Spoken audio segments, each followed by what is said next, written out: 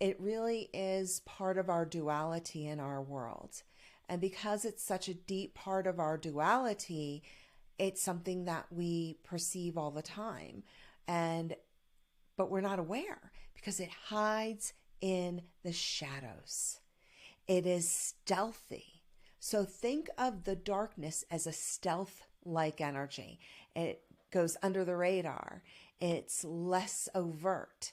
You don't see it. It's hidden in the shadows. It's, in the peripheral, a little bit behind you and a little below, where you can't really see anything over in that area.